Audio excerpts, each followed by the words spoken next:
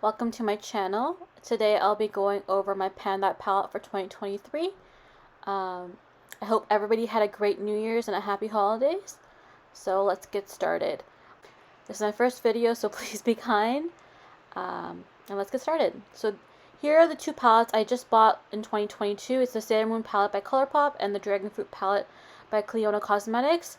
So because these are so new to my collection, I won't be using these as my Pan That palette. I just don't want to use them. They're just so new to my collection. I still want to try them out and see how they go. And then here are the palettes I've purchased a long time ago. They're in my collection for a long time, and I would love to see them get some use. So this is the Naked palette. This is the first palette I ever bought in 2010. As you can see, it has barely been touched. So this is a really great palette to use for Pan That palette. The only issue I have is that the pans are very deep, and I'm concerned that I won't be able to finish it in time. But this is a strong contender for me as well. It's neutral as well, so it'll be easy to use every day. My second palette is the Naked 2 palette from Urban Decay as well. I've already finished one pan in this palette, which was I used as an all-over shade. And this is also a neutral palette, which should be great to use up. Again, the pans are very deep by Urban Decay, so it's going to take some time. I also hate the clunky packaging. I really don't like the packaging, but let's see. My third palette is this Tarte palette. I got this from their Christmas collection, I believe back in 2013.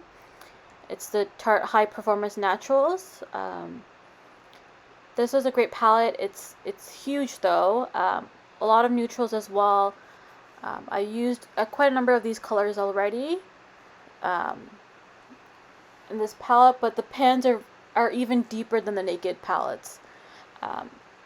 They are very light though, but they're packed deeply. Sorry. So I don't know. This might be a good one as well to use up. And I got this in 2013, yep. So my final palette that I own is the Modern Renaissance by ABH. My best friend bought this for me for my birthday when it first came out. And I've really been using this past 2022 to really use it.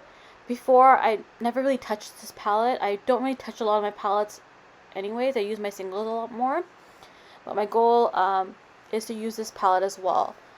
This is a great formula to pan. A lot of people have panned this palette before. The shadows are very powdery and pigmented.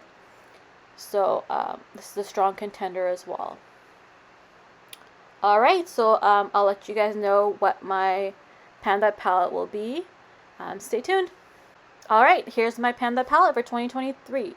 The Modern Renaissance by ABH. So I'm sure many of you already guessed this was the palette I was going to choose. I've heard it's a very easy palette to pan, and I really want to stay motivated, and I feel like because the pans for this palette are so much smaller, and it's very powdery, it would go much faster compared to my Naked palettes and my Tarte palettes. So for my plan is to use Cypress Umber and Realgar in January.